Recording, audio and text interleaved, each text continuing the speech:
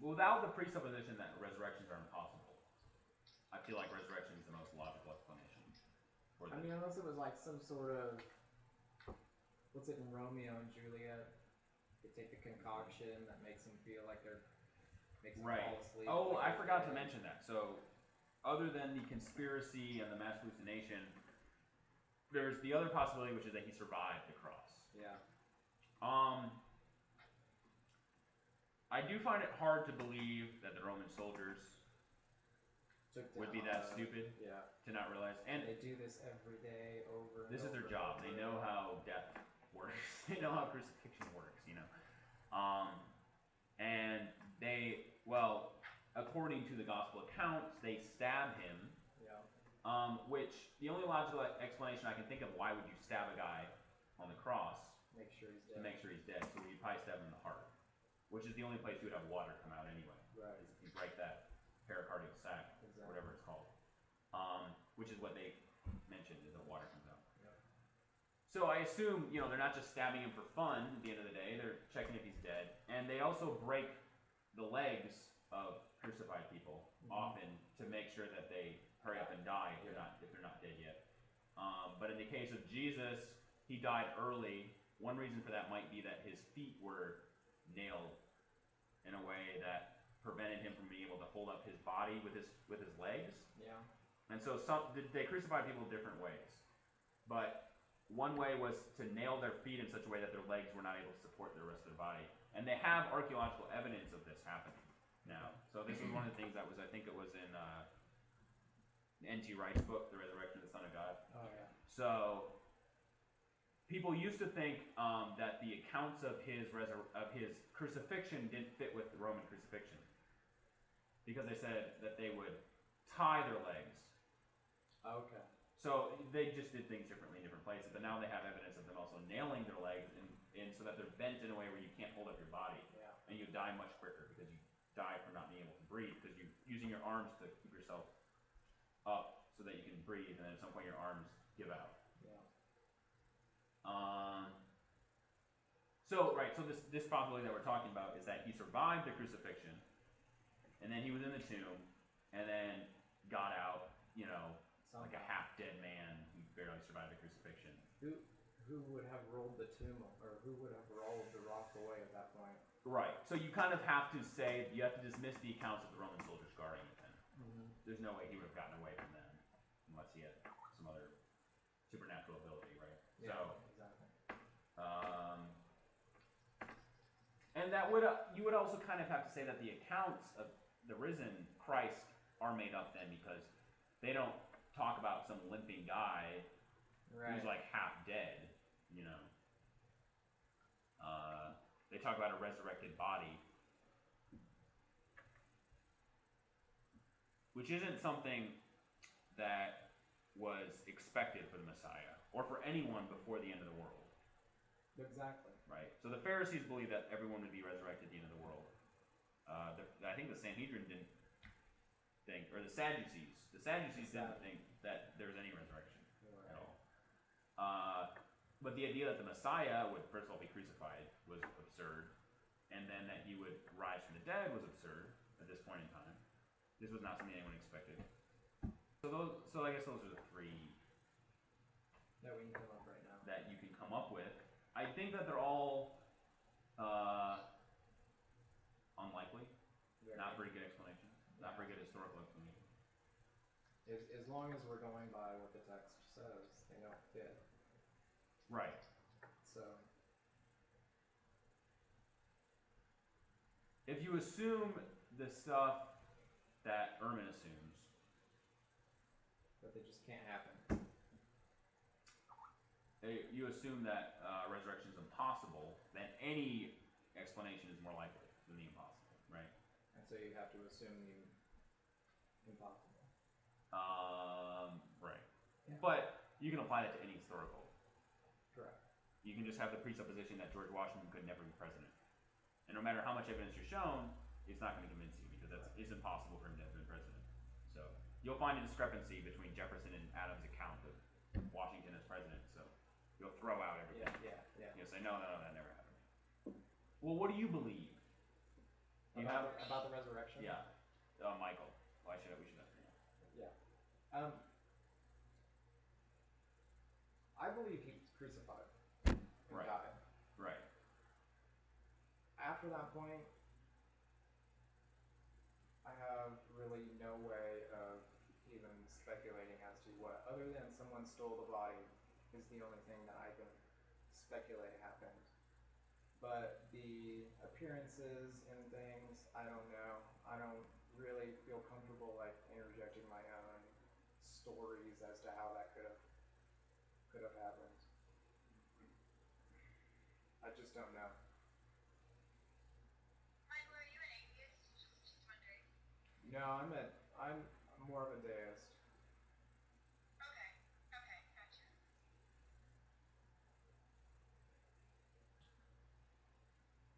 So yeah, I don't know. I have no way of answering it. I don't know. So if you're a deist, you would think that it would be possible. Because you think there's a God. So there's no logical problem with miracles or resurrection, right? Yeah, I mean, I don't. I guess we don't know enough about the facts to speculate as to what could have happened to his body. I mean, do we truly know that Jesus was dead? No, we really don't. We haven't done an autopsy on his body. We don't really know. But you have to discount the sources that say that they stabbed him. And that you'd have to say that the Romans. Correct, but would it have been possible that they made a mistake? Yeah. Very unlikely. Very unlikely, but it would have been possible. Uh-huh. As highly unlikely as it may have been. So the stabbing was made up. They accidentally took him down even though he wasn't really dead. No, see, I believe he died. Okay. And was crucified, for Okay. sure. But then I where don't do we go? believe Where do we that go from he there? came back. I find that difficult to believe. Even though there's no logical problem because you believe in God. I You would be able to do suppose, that kind of I stuff. suppose you're presupposing I believe in a similar God as to what the God in the Trinity may have been. Okay. So you're saying this goes against the character of God, this kind of thing. Kind of. Not that. Well, he never did it in the past. Right. Why would he do it now? Well, because he's inside. Wow, you're I mean, that's a logical reason. you're assuming he is, yes. Right. But Buddha was a pretty cool guy, and he was never. Right. Well, Buddha and Muhammad, for example, these are good people to compare Jesus to. We have no record of them claiming to be God. We actually have records of them specifically claiming not to be God. Yes. When people want to worship them, they say, no, I'm not God. I'm just a messenger. Yeah, and I believe the same goes for Jesus, that he didn't ever claim to be God. In John, he claims to be God all the time. Right. I don't believe John wrote John, Okay. and so I believe But why not? because at that point, John was written at a point when we needed to come up with a way to make this stay. We need some staying power in Jesus. Right. So if you're trying to spread this religion throughout Jewish culture, how is adding an extra part to God going to help? It seems like the last thing you want to do because of how strong Well, monotheism is. because if he was an apocalyptic prophet, like I believe he was, he was saying a lot of stuff was going to happen. They were living in the end days. When the end days didn't occur, but we still believe that Jesus was correct, we need to come up with a new interpretation for what Jesus was saying.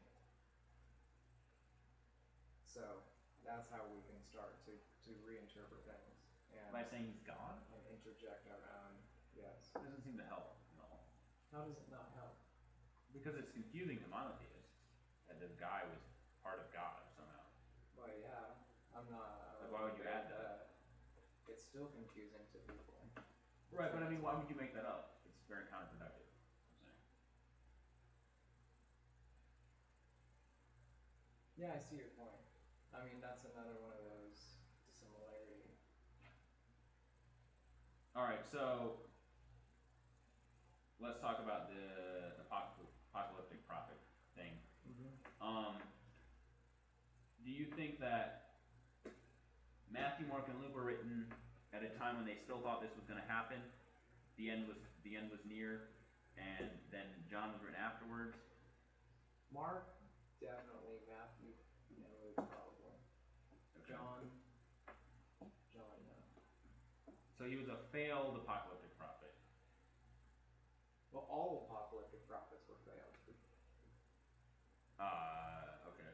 Because the apocalypse never occurred. Right, in a sense. Unless you're So- saying that they were prophesying like the 70 AD rebellion, the crushing of the temple. Which I think was a pretty important event, so I think he was talking about Yeah, that. no, I tell you, it was a very, very important event, no doubt. But whether he was prophesying that or something else, I believe he was prophesying something else. So he talks about his message must be spread to all the nations of the world.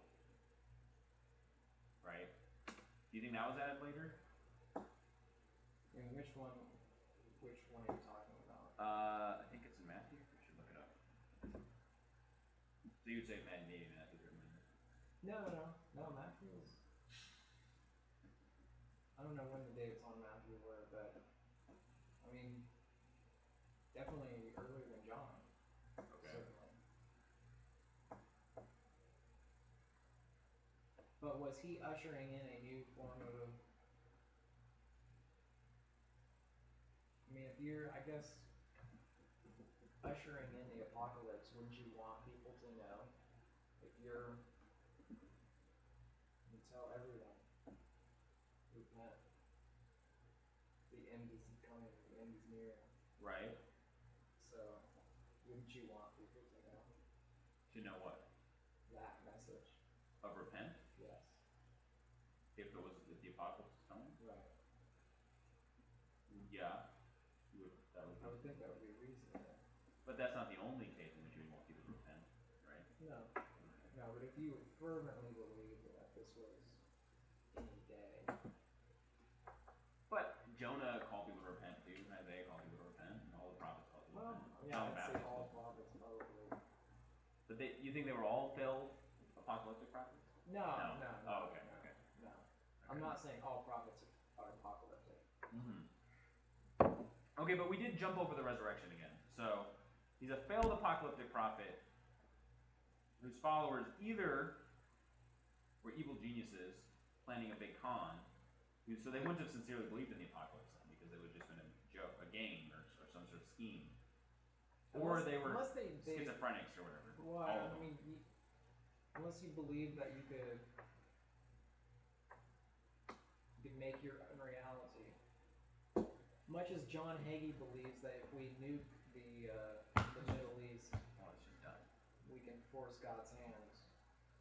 We could die. Oh my gosh, John Hagee. Okay. You know, it's the mind.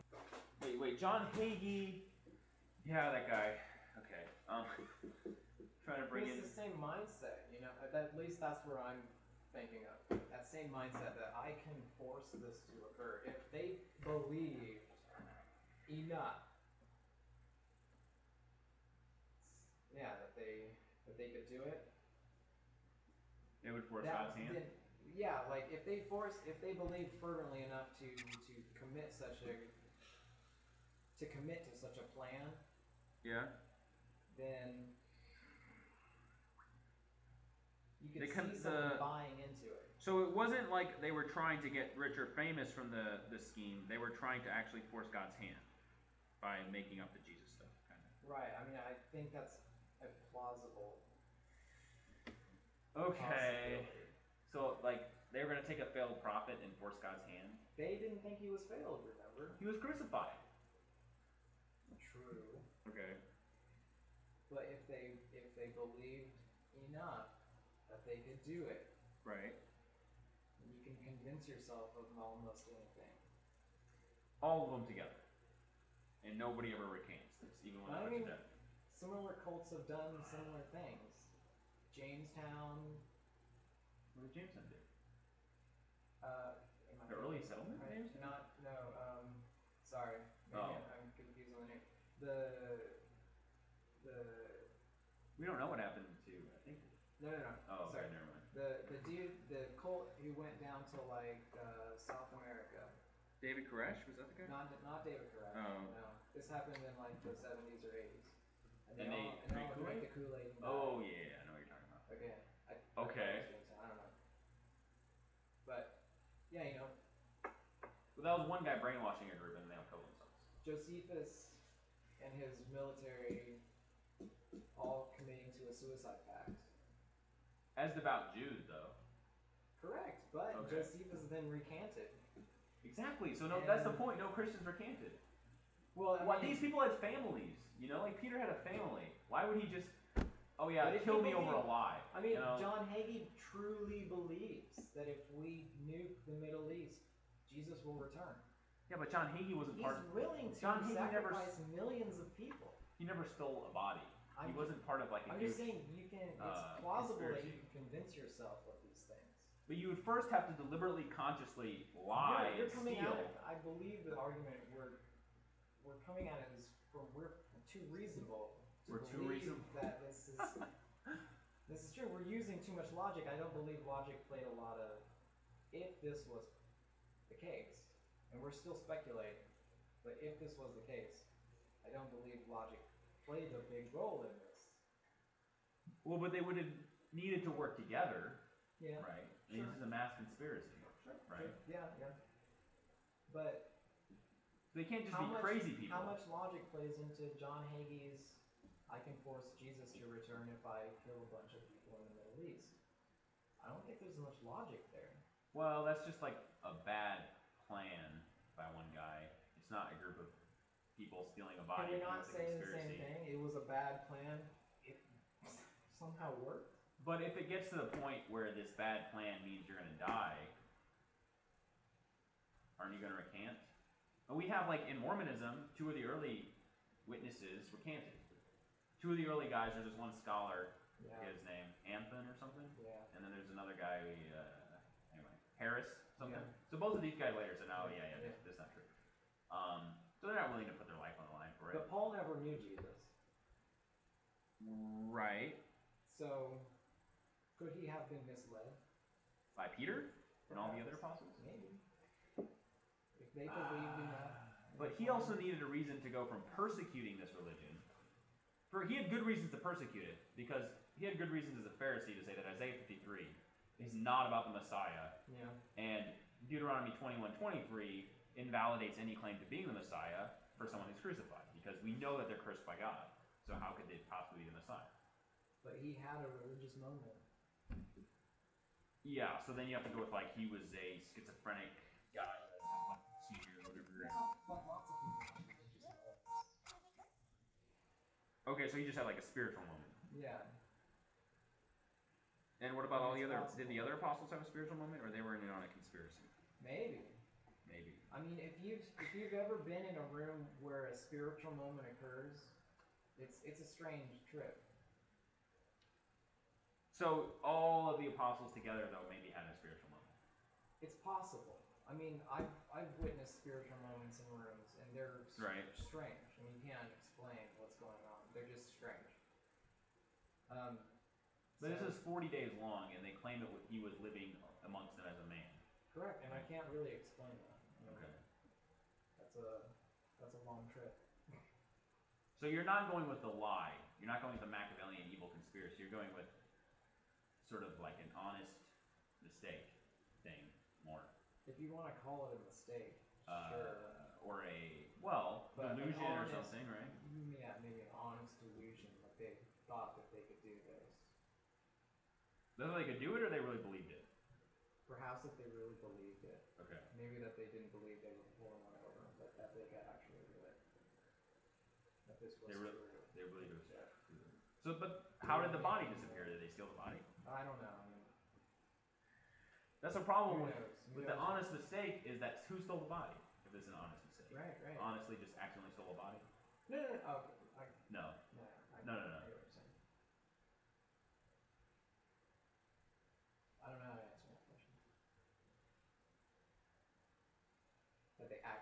stole the body. No, you can't do that. Right. The problem is if you approach it as, we don't have 100% proof of what happened, therefore I reject it, then I understand the skeptic position. But when you approach it as, well, what's your explanation for it? Is there any other possible reasonable explanation? That's when it appears that the resurrection is the most reasonable explanation. Unless you have a presupposition that resurrections are impossible based on some other philosophical arguments against God or something. Which I think is the best position to take as an atheist, is that you have some other reasons for knowing with certainty that there cannot be a God. In which case, if your premise, is that God does not exist, resurrection is impossible, then a logical conclusion is that Jesus didn't rise from the dead, right? Yeah. Regardless of the historical testimony.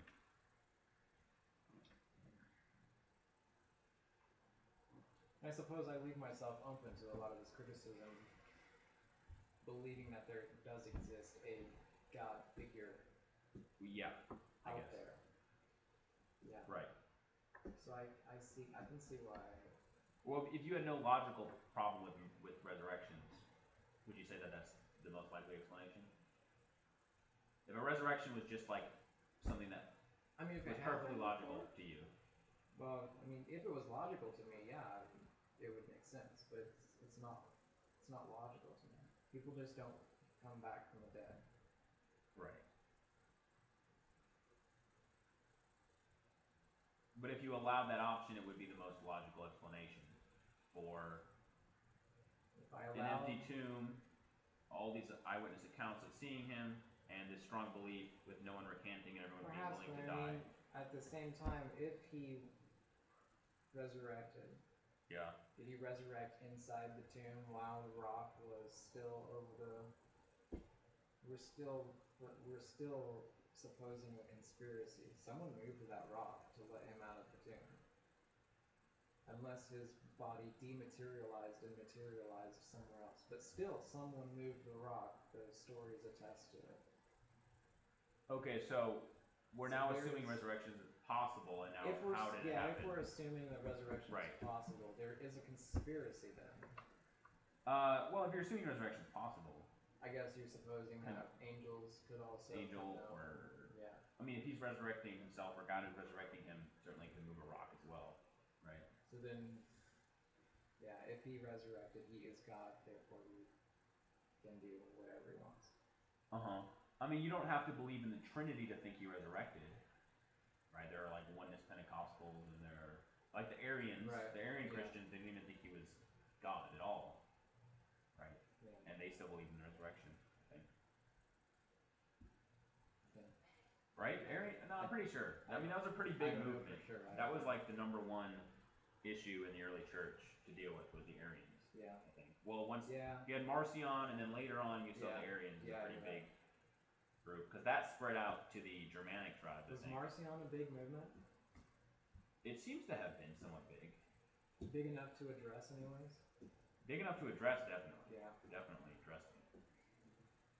Well, because he accepted so much of what Jesus said, but he rejected so much of the stuff in the Old Testament that made a lot of the pagan converts uncomfortable.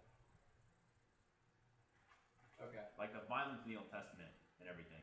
So it's And the judgment, he kind of rejected all that. as if he was almost creating a new religion. Well, yeah. Yeah. Yes, Yeah. so you can see why that would be appealing to people. Yeah.